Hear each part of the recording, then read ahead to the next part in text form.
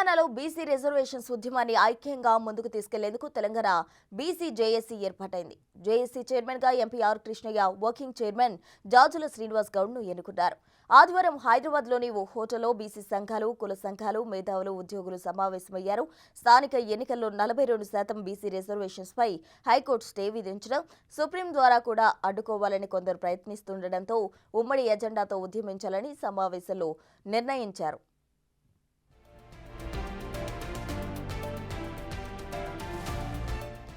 ఉద్యమాన్ని ఉధృతం చేసేందుకు తెలంగాణ బీసీ జేఏసీని ఏర్పాటు చేస్తున్నట్టు ప్రకటించారు. ఈ నెల 18న బంద్ ఫర్ జస్టిస్ పేరుతో తెలంగాణ బీసీ జేఏసీ ఆధ్వర్యంలో నిర్వహిస్తున్నట్టు చెప్పారు.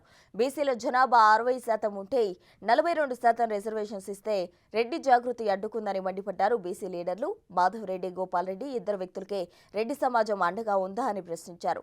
రెడ్డిలు రాజకీయ శత్రువులని, బీసీ బిడ్డను ముఖ్యమంత్రిని చేసుకునేలా జాగ్ పనిచేస్తుందన్నారు.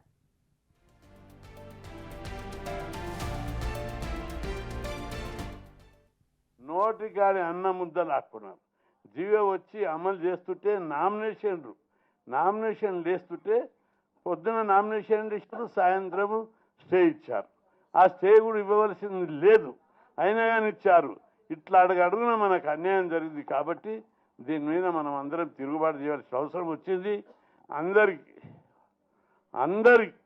పెద్ద మనసుతోటి కుల సంఘాల పెద్దలు అందరూ మీరు ఫోన్లు చేసి, జిల్లాల అందరికి కమిటీలు ఉన్నాయి, బీసీ సంఘాలకు కూడా ఉన్నాయి, ఫోన్లు చేసి ఈ వారం రోజుల ప్రోగ్రాం కూడా మేము ఇస్తాం.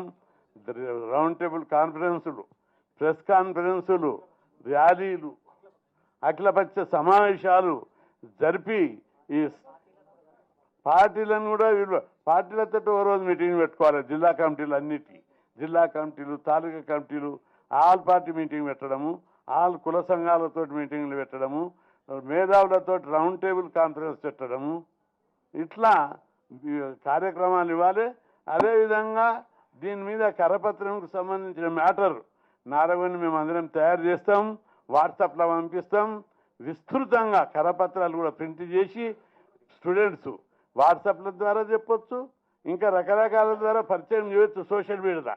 ఇదే సమయంలో కరపత్రాలు కూడా మామూలు ఇండాల వంచడానికి, ప్రజలకు అందరికి ఎక్స్ప్లెయిన్ చేయడానికి కరపత్రాలు, బంద్ పిలిపిస్తూ రోడ్ల మీద, కాలేజీల వాల్ పోస్టర్స్, దీని మీద విస్తృతమైనటువంటి ప్రచారం చేసి ఇక పెద్ద అందరం అనుకున్నాం.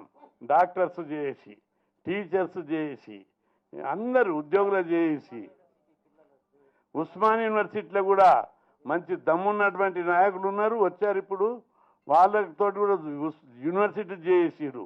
అన్ని జేఏసీలు ఏర్పాటు చేసి తెలంగాణ మూమెంట్లో ఏ విధంగా ఉందో అంతకంటే బలమైంది. ప్రాంతీయవాదం కంటే కులవాదం బలమైనటువంటిది. బిడ్డ ఖబర్దార్, ఈ బీసీ జేఏసీ నుంచి ఇవాళ 12వ తేదీ లెక్క పెట్టుకోండి. ఈ 12వ తేదీ తెలంగాణ రాష్ట్రంలో రెడ్ల రాజకీయాలకు పాత్ర వేయబోతుంది.